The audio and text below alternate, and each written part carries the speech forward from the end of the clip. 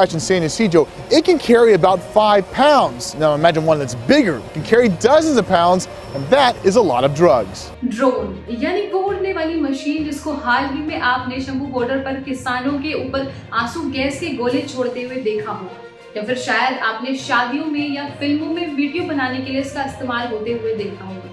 लेकिन क्या आप जानते हैं कि इसका इस्तेमाल इन सबसे अलग किसी और काम में भी किया जा सकता है, जैसे कि नशे की तस्करी। जी हाँ, आपने सही सुना, नशे की तस्करी।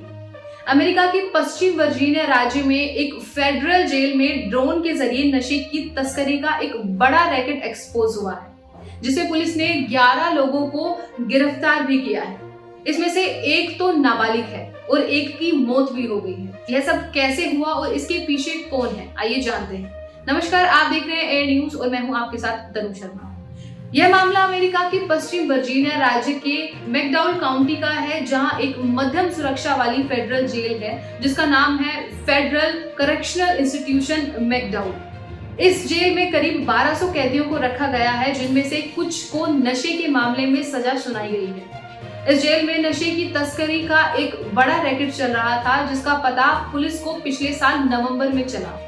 जेल के अधिकारियों ने मैकडॉउल काउंटी के शेरिफ जेम्स मंसी को बताया कि उन्हें जेल के आसपास ड्रोन की बढ़ती हुई गतिविधियों का पता चला है। उन्होंने शक किया कि ये ड्रोन जेल में नशे की तस्करी करने के लिए इस्तेमाल किए जा रहे हैं। शेरिफ ने दफ्तर में भी दिसंबर महीने में ड्रोन की डिलीवरी के बारे में कई टिप्स प्राप्त किए।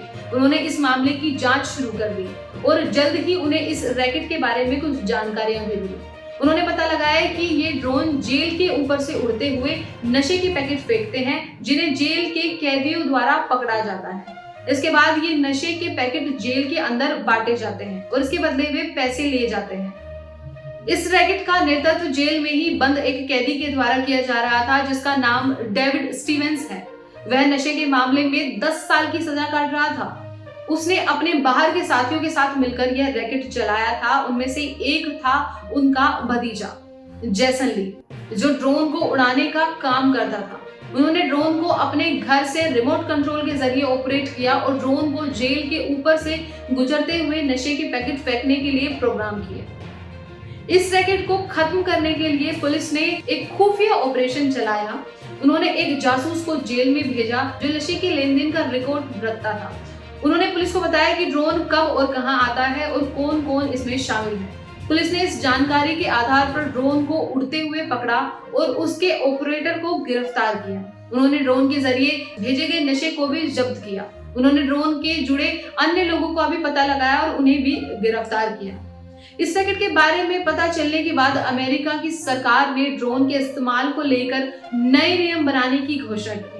उन्होंने कहा है कि ड्रोन को उड़ाने के लिए अनुमति लेना अनिवार्य होगा और ड्रोन को रजिस्टर करना भी जरूरी होगा।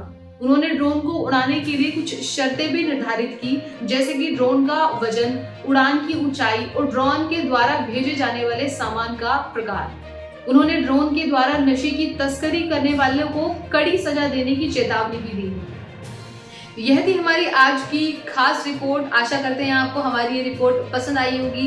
इसके साथ साथ मैं तनु शर्मा आपसे विदा लेती हूँ। फिर मिलती हूँ एक नई अपडेट के साथ। तब तक के लिए आप देखते रहिए एयर न्यूज। नमस्कार।